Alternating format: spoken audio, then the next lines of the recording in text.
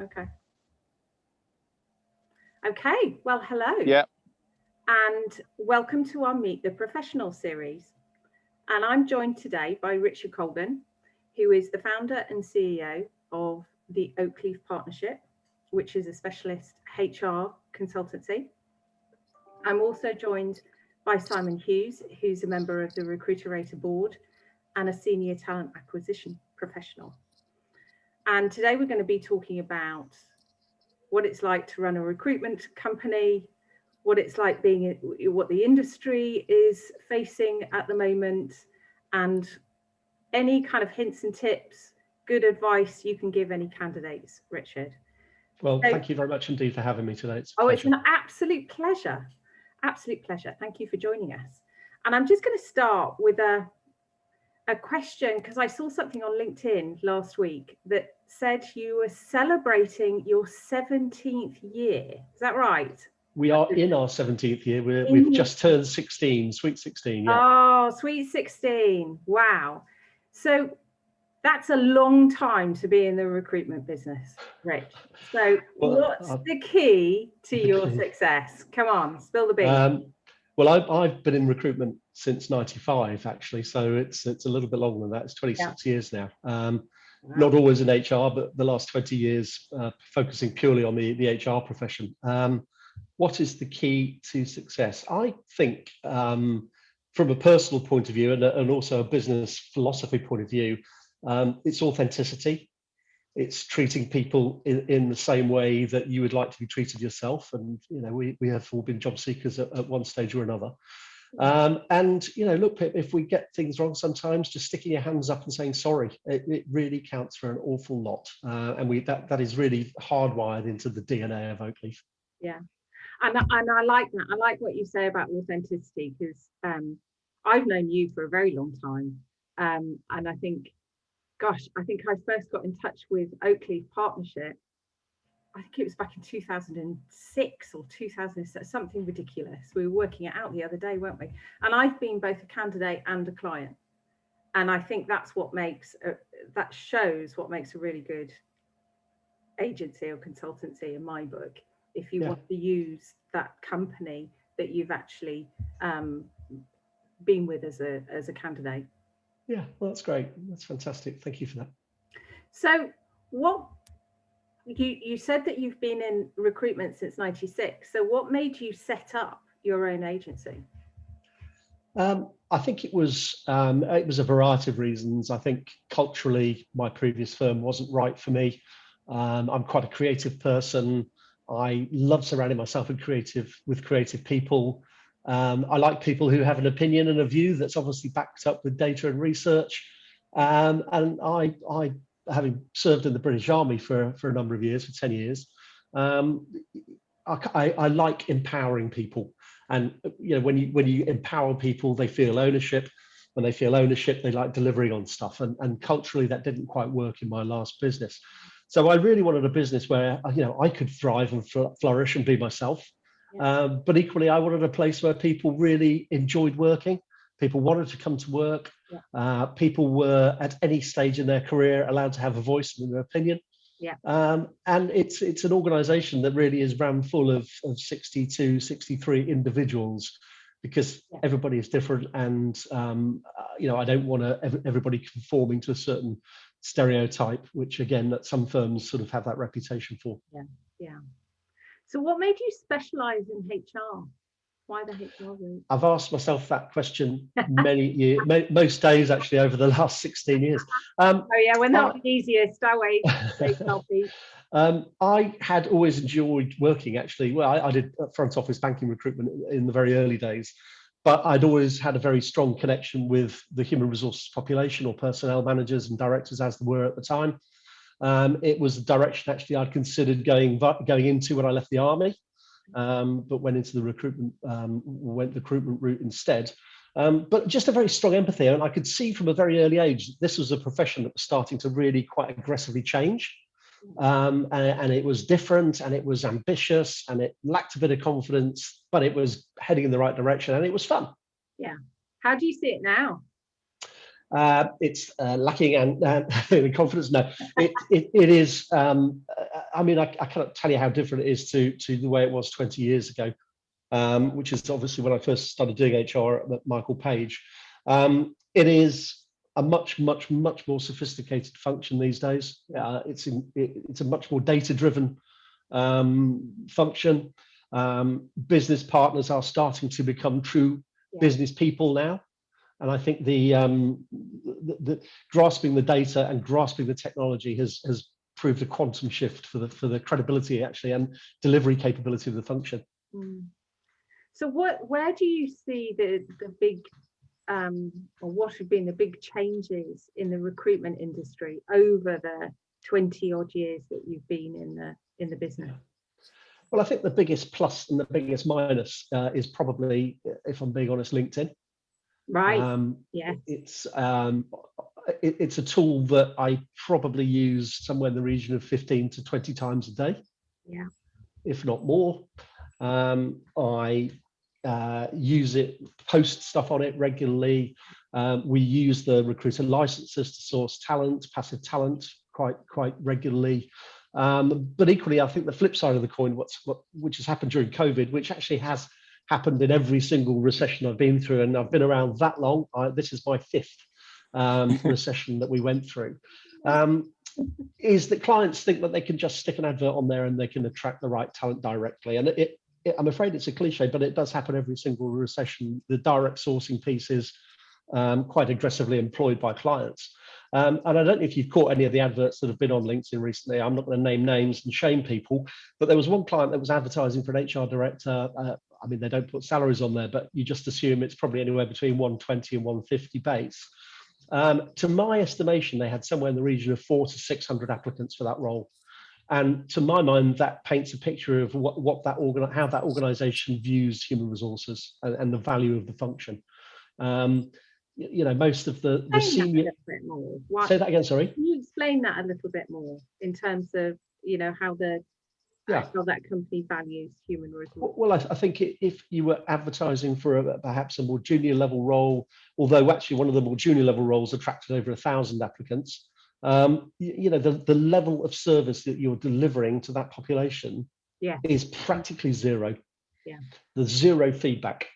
And the problem is you're dealing with one person, one client whose motivation is to hire somebody for that one job that they have. It's not about getting the right culture fit. It's not about giving a great customer service in many ways. It's about delivering one hire on one seat. The way we approach things at Oakleaf is, we really make a huge effort to get a relationship going with the candidates.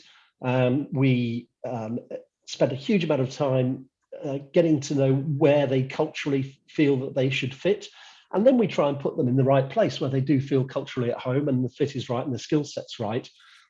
When you're direct sourcing for a role, none of those apply because the motivation of the in-house teams are about time to hire and cost of hire, and seldom about actual success of hire, which is a whole different topic of discussion. Yeah.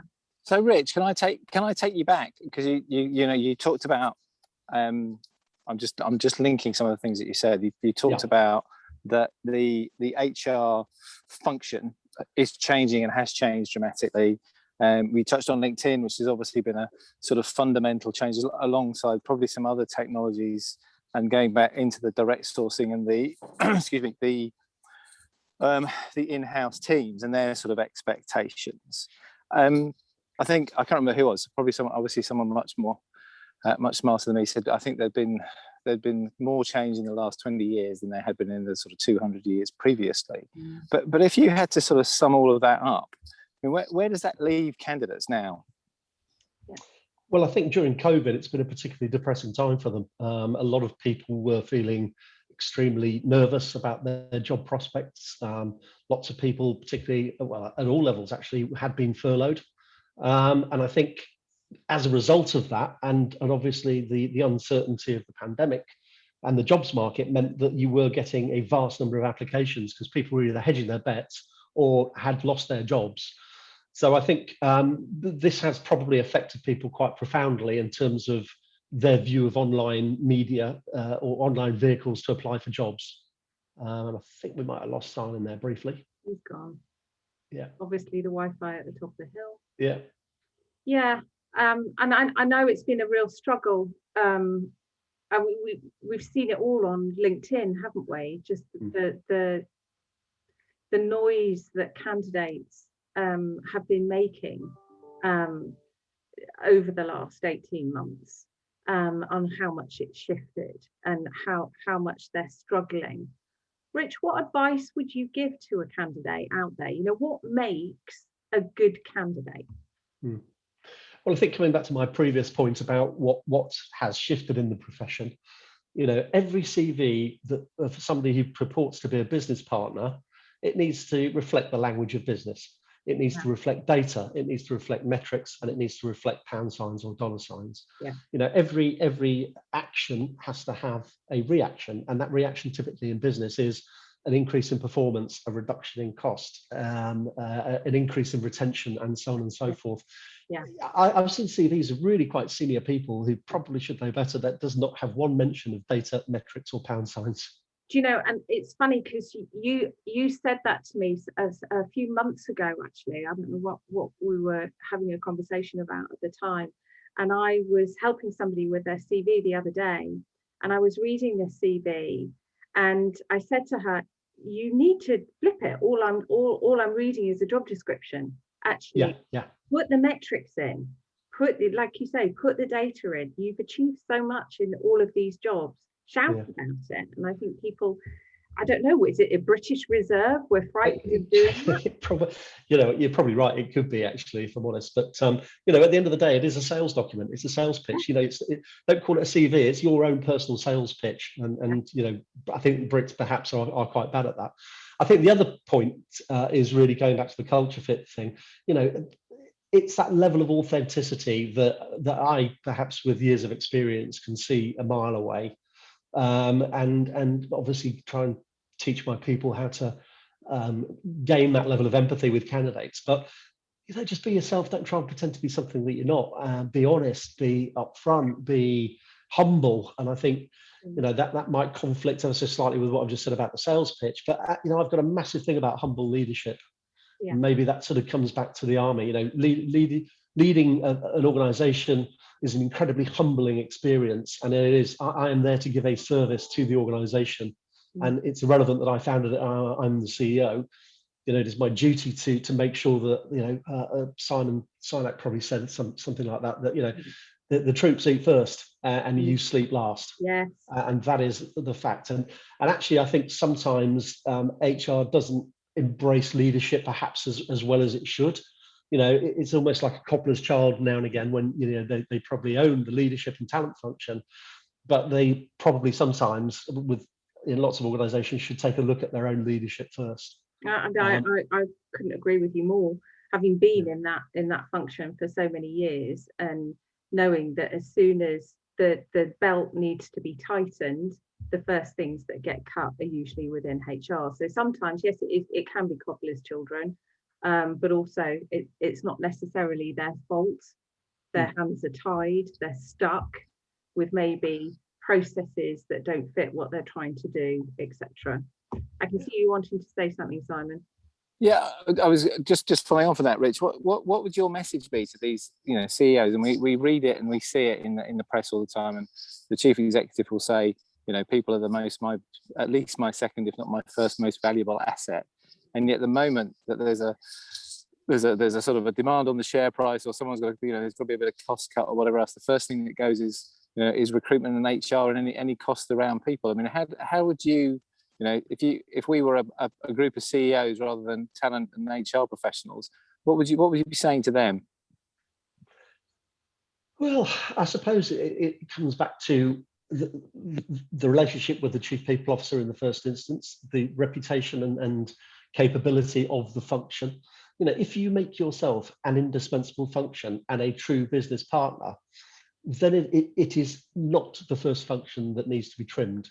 I think what you see an awful lot in certainly very large organizations, that every 12, 18, 24 months, they'll have a big HR transformation. We probably all know, without being too candid about it, that an HR transformation is an exercise to reduce 30% of cost. So I think historically the quality has been mixed, and that's not necessarily the fault of the protagonists, it's the fault of organizations to some extent. But I think the general capability of the HR function has risen enormously. I think COVID has proved that, you know, not only does HR function extremely well in good times, it is absolutely invaluable in bad times. Okay. And I think this is probably the first recession where you haven't seen quite the degree of 30% headcount reduction. That having said, HR is a very humble function, I believe. It is there to serve the business, of course, but it shouldn't really perceive it that way. And where we are now is that I believe that the value of the function has come up enormously over the last 15, 16 months. HR now needs to take that forward to the next level. It can't just sit back and go back to the way it was perhaps pre-pandemic. You know, this is a real opportunity, to my mind, to take the function to yet another level, in the way that the pandemic has fast-tracked a number of changes in the way we work, the high street, you know, our approach to shaking hands. Yeah. This is an opportunity for the HR function to really say, or take a step back now and go, okay, yeah, look what we've done. Yeah. This is where we can now take it. So yeah, I'm pretty confident about the next sort of 3 to 5 years of the profession, actually. That's good to know. And I wanted to ask you about the whole COVID piece. There's many questions I can ask you about that, but really just to something that you've just said. How do you, there's obviously been a shift over the last 18 months in our working practices. You talked about it yourself. You've obviously been impacted through your own organisation. But there are candidates out there who have been working from home potentially for the last 18 months, who may be looking to move or wanting to get back into work. How do you see this whole different way of working, new way of working, kind of, how to phrase the question, coming through? I think I know what you're saying. I think I surveyed the workforce at Oakleaf, and not surprisingly, the answer came back that we would like to embrace hybrid working. Yeah. So 2 to 3 in, 2 to 3 from home. Yeah. I absolutely don't have a problem with that, actually. I really don't, because I mean, I get so much more done when I'm not spending 3 hours every day on a train. But I think there are elements missing, and the elements that are missing from the workspace, from the workplace, apart from the fact it's quite fun to see your colleagues and see other human beings, is that I don't believe you can effectively develop relationships in 2D. It's not a particularly easy way to develop a relationship. You develop a relationship face to face in 3 dimensions. I don't believe that learning is as effective in 2 dimensions. A lot of certainly what my business does is learning by osmosis, learning by copying behaviors, asking questions.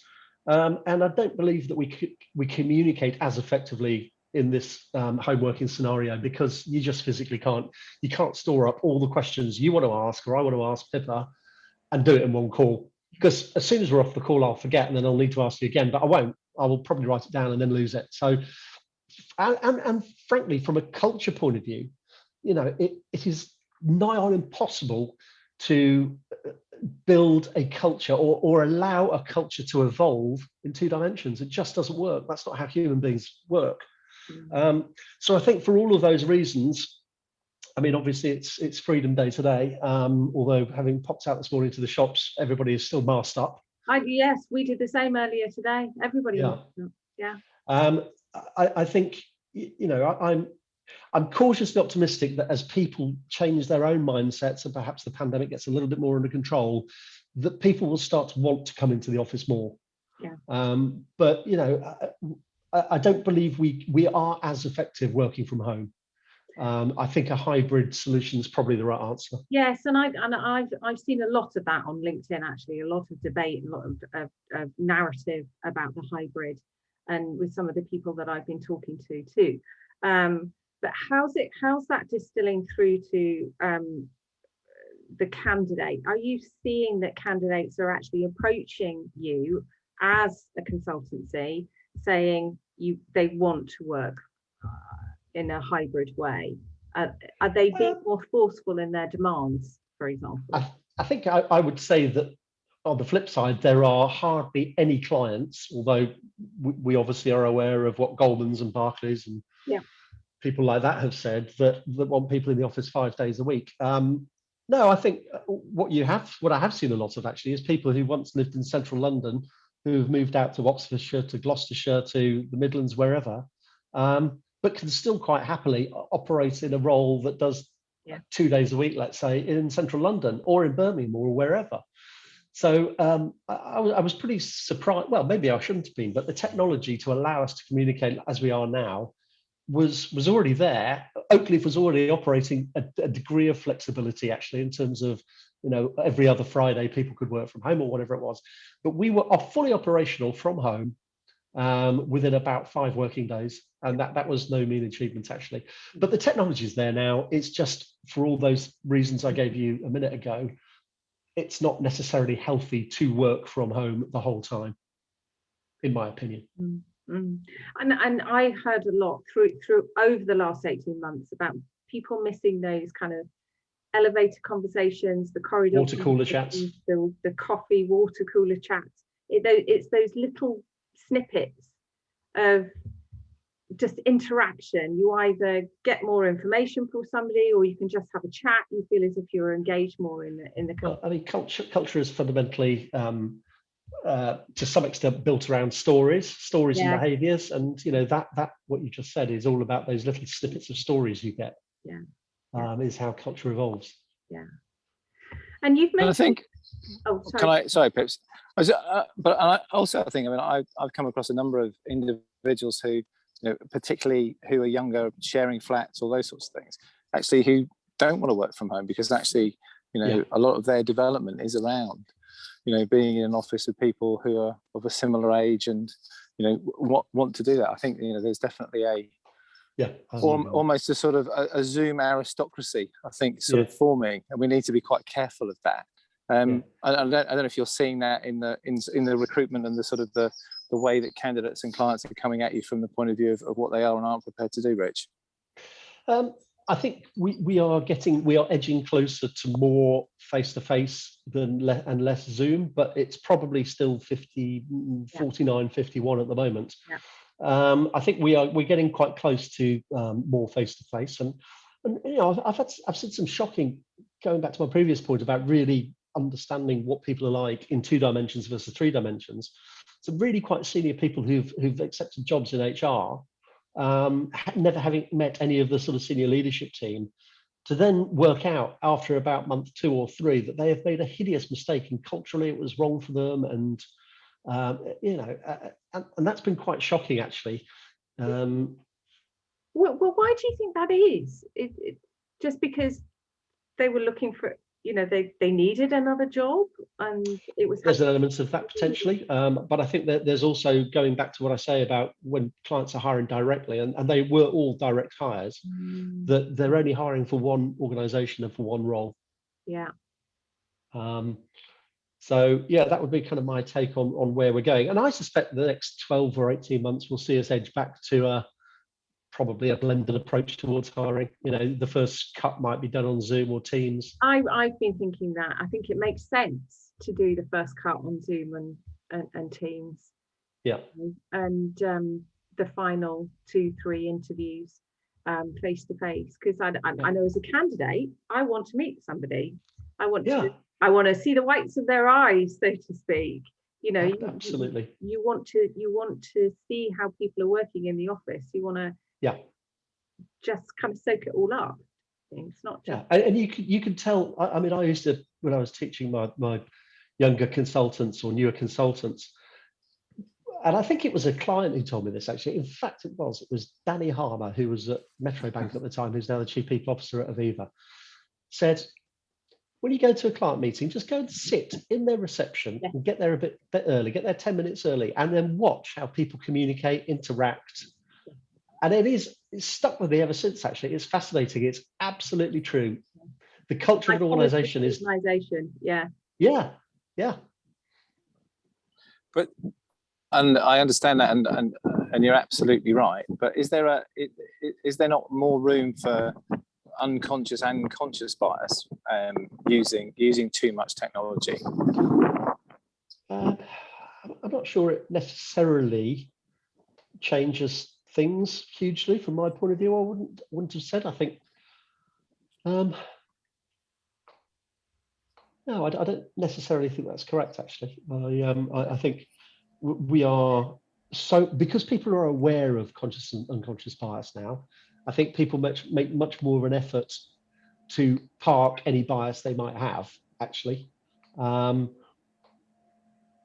I wouldn't necessarily say that technology is impinged on that. All I would say is that you can't see the fact that I'm actually sitting here in a pair of swimming trunks at the moment.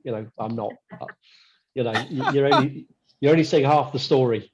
And I think people, it's the old cliche about the whites of their eyes, isn't it? My experience is that people communicate far more easily and far more naturally face to face than they do over this means. People are either more shy or more brave, but either of those extremes is not really what they are themselves. Yeah. Well, no, and that's what I was thinking. So if you have that sort of extremeness of a candidate. We've lost the Wi-Fi on Zoom or Teams or whichever. Shall I say that again from the start, please? We lost it briefly. Yeah. So that was what I was thinking. So if you've got that, if you've got a candidate who is either not very comfortable with the tech or is very comfortable with the tech, are you genuinely seeing the real person? So could you actually end up discounting them or counting them in when in fact actually, you if you'd met them face to face, you'd have made a different decision? Yeah, no, I'm sorry. That is definitely the case, and I think some people have made bad decisions both from a client and a candidate point of view because for exactly that reason. So we've touched on technology a couple of times here, and I wanted to dig into that a little bit deeper with you, Rich, because you mentioned about LinkedIn earlier, and I see a lot of conversations on LinkedIn about AI and technology in recruitment, and a lot of candidates getting a little bit frustrated with it. Let's say that. How do you see AI and technology has improved the recruitment business, and where you think it could do a little bit more to help candidates? I've met with a very senior guy from IBM a few years ago, and we talked about their AI in terms of the candidate selection process, and he said it's 90% accurate, mate. You're going to be out of a job in 5 years. And here we are. Here we are, and I'm not thinking I'm out of a job yet. But look, I mean, in the way that LinkedIn has allowed clients to attract more candidates, I do think that in the next 10, 15, 20 years, you're going to be seeing an awful lot more of the use of AI. But until, and probably not in my working lifetime, a piece of software or an algorithm can assess culture, then I still think there's a place for us. Equally, from an executive search point of view, it's not always the active job seeker you're after. It's sometimes invariably, in fact, the passive job seeker. And if they're not on the job market or their LinkedIn isn't up to date, then how are you going to get them? We've spent years and years and years building a network of friends, clients and candidates. In fact, we don't refer to clients and candidates as such at Oakleaf. We call them customers.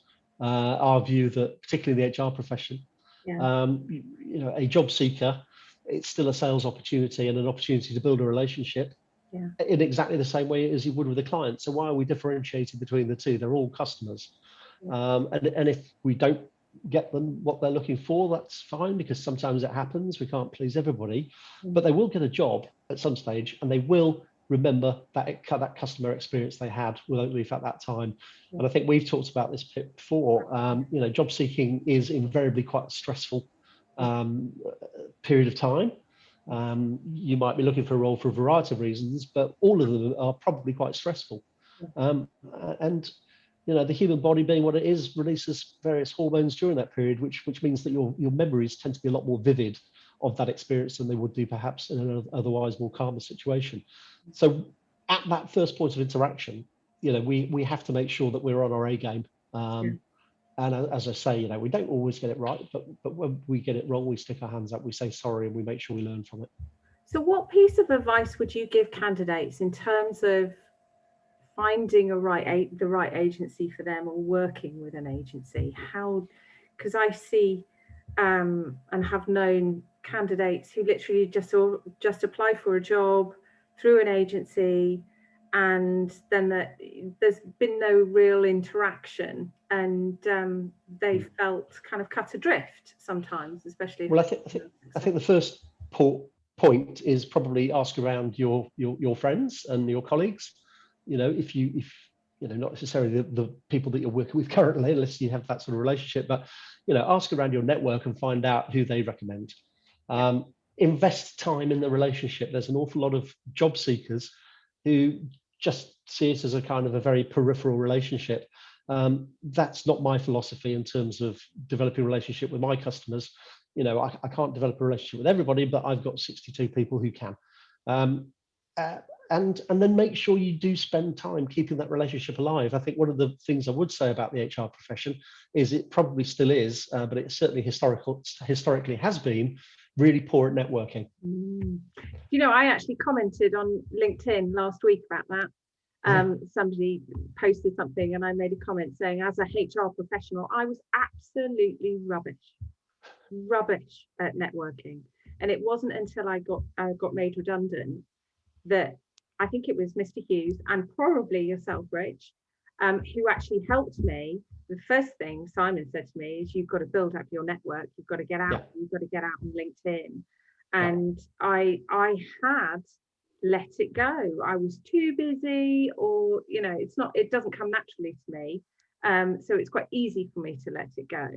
But actually, you need to get on it. You need to keep it up. You need to keep up that networking. And historically, it's probably one of the few professions that doesn't actively network with peers in different companies. I mean, it's getting a little bit better, but it's still probably not quite where it needs to be, if I'm honest. And as I say, I'm dealing with people now that I have known literally for 25 years. When you kind of grow up together professionally, don't you? And they're now in quite senior positions, but I've met them when they were junior managers. And that's the fun piece as well, actually. I mean, I genuinely enjoy the relationship piece. That's what I'm good at. I'm genuinely interested in other people. I'm genuinely interested in helping them. I think HR needs to perhaps look at itself a little bit more sometimes, instead of kind of looking over its shoulder. And I think that's probably a confidence thing as well, as we talked about earlier. Yeah. And so we were talking just now about what sets a good agency apart. What would a candidate look at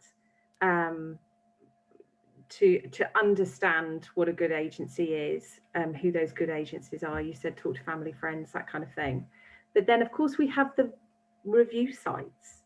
Let's talk about review sites. There are multiple. That's a good segue. I thought it was very good. Very clever segue. RecruiterRater. Segue into RecruiterRater. But there are multiple review sites out there. For a lot of industries. We had Trustpilot, we've got Glassdoor. Glassdoor came out, I think it was 2008. Didn't really take off until much later, 2 or 3 years later on. I have my own feelings about Glassdoor because I feel it's now turned into a bit of a jobs board rather than a review site. But there are many out there, but there are non-dedicated to what is one of the most. Well, I pay no interest to Glassdoor whatsoever, mainly because the reviews are all anonymous, and they typically are an employee who has left, there's in my experience anyway, there's very little validity in what they've said, and by the way, they then stick it on as an anonymous post. So I mean, your competitors could put stuff on there. Anybody could put anything on there. So to my mind, it's not a valid vehicle for assessing the true culture of a company. Maybe perhaps for a company that's 100,000 strong, you could get a bit more of a valid view of what's good and what's bad about the company. But I think for smaller, medium-sized companies, it's not really, there's not enough data to give you any sort of particularly valid insight, I don't think. So where do you see positive reviews, how they can help kind of brand awareness and your credibility? Is that something absolutely. you agree with? Does it give you a competitive advantage? Yeah, absolutely. And it comes back to your previous point about, you know, selection and or repeat use of a business such as our own. Yeah, I'm very I think, as we spoke just off camera beforehand, Pip, I think, you know, we have always been quite brave in our approach to customer feedback. We ask for testimonials when people have had a good experience, and we absolutely listen and respond when people have not had a good experience. And it is certainly not deliberate.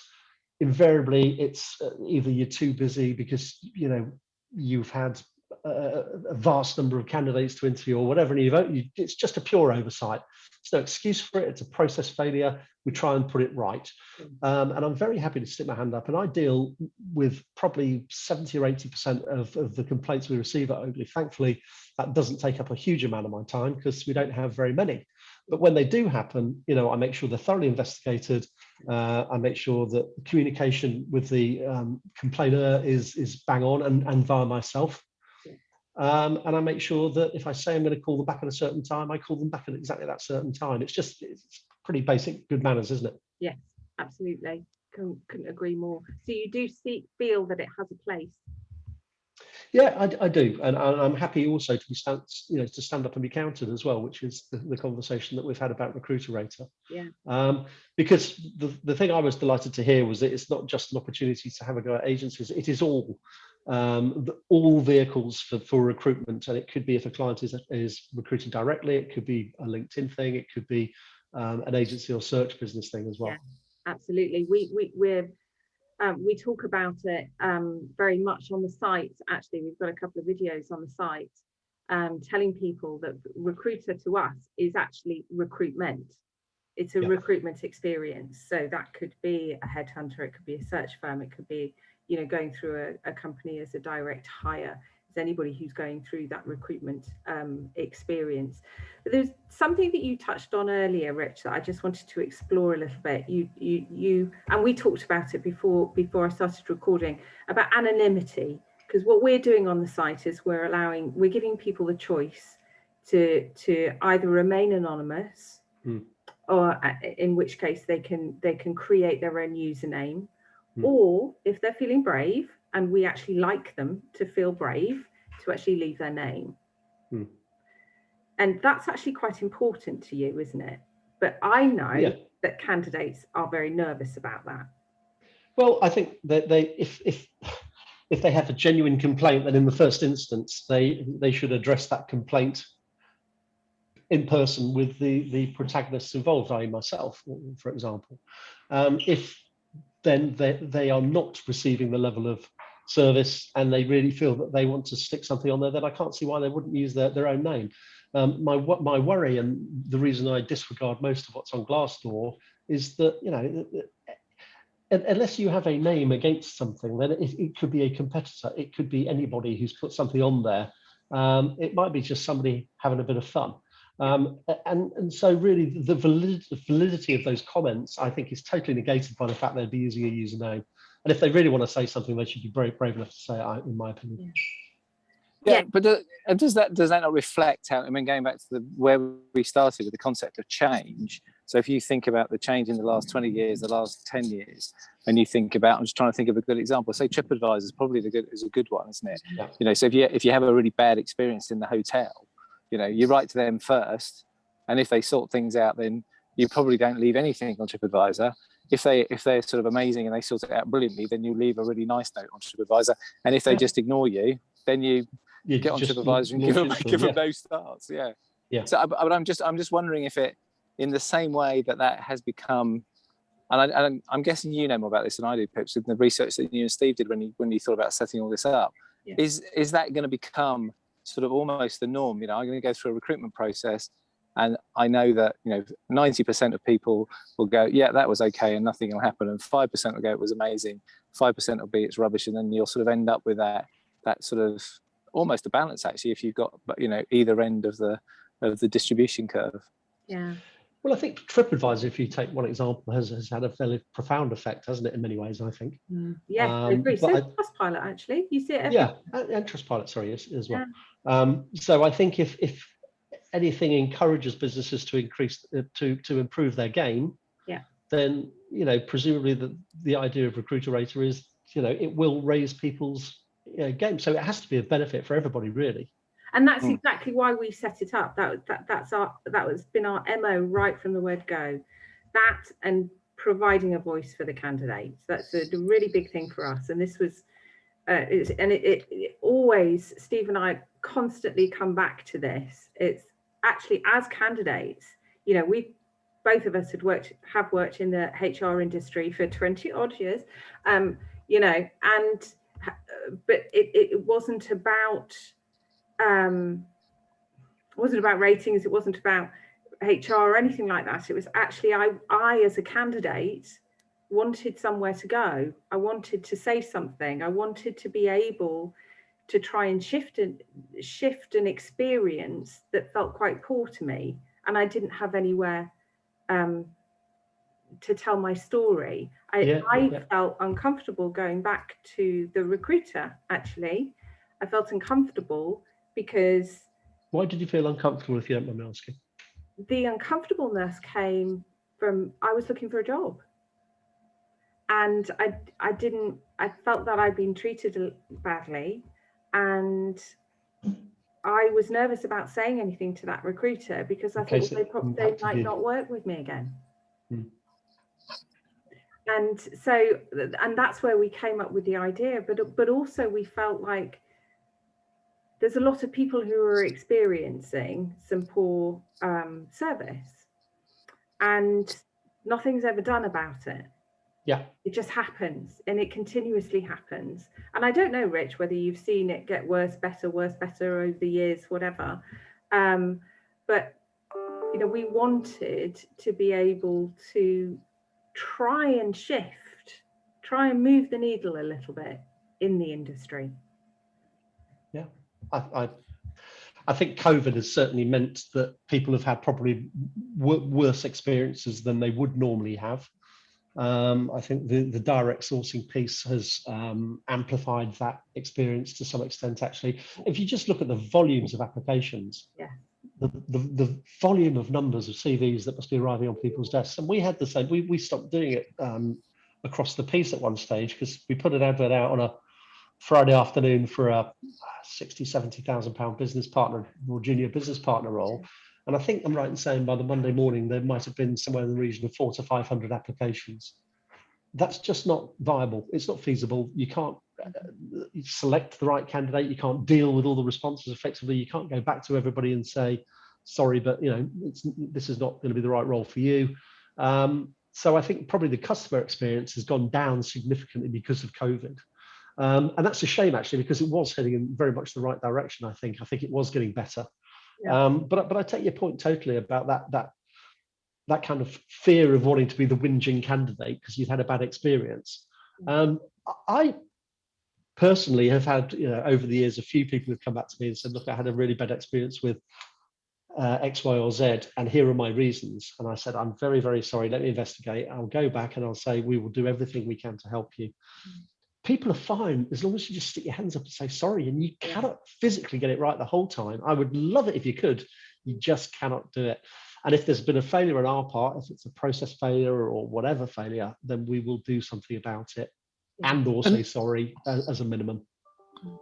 And Rich, the recruitment sort of, I don't know what you call it, the ecosystem, if you like, has become more complicated in the last 20 years. If you put, you know, you've got the direct sourcing guys, you've got the teams in-house, and, you know, and I know an awful lot about them and the good and the bad, but you've got the RPOs, you've got the MSPs, you've got all those sorts of things.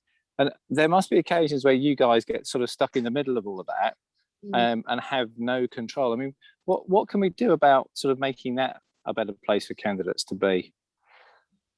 Well, I think the recurring observation about what you've just said for me would be the fact when you are dealing with a third-party vendor, they're not a discipline expert. They might be looking after 10 separate disciplines there. Maybe they're looking after finance, legal, marketing, HR, whatever. So it's very, very difficult to get accurate feedback. And it's not impossible, but it's incredibly difficult. And most of these organizations forbid you from talking to the hiring manager, which is an extraordinary state of affairs when you're trying to source the right talent for them. Yeah. I get the fact they don't want to be bombarded with 20, 30 agencies marketing to them. But equally, if you're doing a piece of work, you should be allowed to talk to the hiring manager, period. No, I agree with you there. So what the landscape has not made our lives easier from a customer service point of view, and that's a fact. And I would guess there's a lot of stuff like that that we take for granted because we know about it, but actually candidates don't really know it, don't understand it. So I'm wondering if there's any other pearls of wisdom like that that might be worth sharing, so that to give candidates a better view on, actually how that ecosystem works. I think an understanding of the frustrations that we face would be quite a good place to start. Look, I mean, we've got some extraordinarily good relationships with some of the providers that you talked about earlier, but it is that lack of depth of knowledge about the product and about the profession that is sometimes a barrier. Equally, occasionally the lack of any feedback that's worth passing on, or actually any feedback at all. Occasionally it will just be a reject email that's automatically generated, and that's not particularly helpful for the job seeker at all. Yeah. So how do you keep your consultants motivated? Because it must be quite hard for them if they've got 500 applications for one job. And they're struggling under the depth of that level of applications. How do you steer them through that? Well, it was probably the first time that some of the more junior consultants had experienced a downturn, a recession. It was extremely deep. It was not long, but it was incredibly painful, I have to say. And these people are at the stage of their careers where they don't have long-term relationships. They haven't made many friends yet. They might be just simply responding to an RPO type portal that sends them a job via the portal.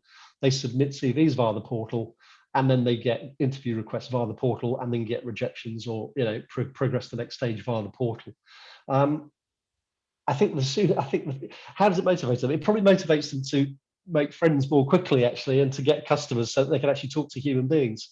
That's interesting, because you talk about portals, and actually, I think candidates probably don't realise sometimes that you're having, as the consultancy in the cog in that wheel, you're having to deal with portals as well. You're having to submit CVs into big systems.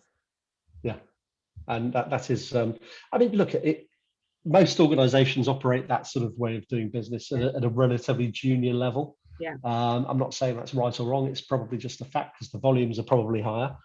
But the sort of the higher up or the more experienced you become, the slightly bigger hires, they would tend to have some human interaction, if I'm honest. And it really genuinely is only the bigger firms, I'm not going to name names, but some of the sort of 20, 30, 50, 100, 200,000 employees would see the benefit in operating a system like that, which tends to be a sort of a cost and time led approach to recruitment. Most organizations are relatively good about giving feedback and talking to people, because most customers actually have been in that situation themselves. So it's you treat other people in the way you'd want to be treated yourself, I guess. Yeah. Now I'm conscious that we've been chatting for quite some time. I'm also extremely hot here. Me too. So sorry if I'm glowing ever so slightly. We're all glowing. We all look wonderful. I just want to kind of finish up, unless Simon, you had anything that you wanted to add to that last question. No, I'm good. I think there definitely is a communication education piece that RecruiterRater can really sort of get hold of as well, because I think there's an awful lot of stuff that goes on which we take for granted, or well, not for granted, but we know about that actually may give candidates a very different perspective and understanding of what's happening. Yeah. Well, we're live now. Phase 1 is done. Congratulations, Pip. Thank you. Congratulations, Si. Thank you. Phase 2 is actually going to provide recruiters that opportunity to respond to candidates, and we're hoping to add their own comments to the site and their own hints and tips, advice on the site to help candidates. So, it's all about bringing the balance back as far as we're concerned. Well, I hope what I've said in the last hour has been of help to people. I do have a lot of telephone calls, but I am always open to emails, and I will respond to those within 24, 48 hours. So if anybody does have any more questions, please don't hesitate to reach out directly. Oh, that's wonderful, Rich. Before we go, I just wanted to ask you one question, because you've obviously been in recruitment for a long time. What's the best bit about your job? What do you love? What do I love?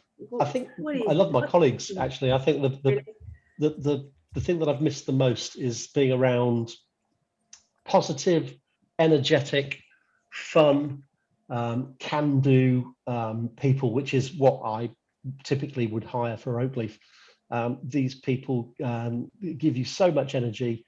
They keep me on my toes. I don't have a monopoly on good ideas. I allow people to challenge me at any level.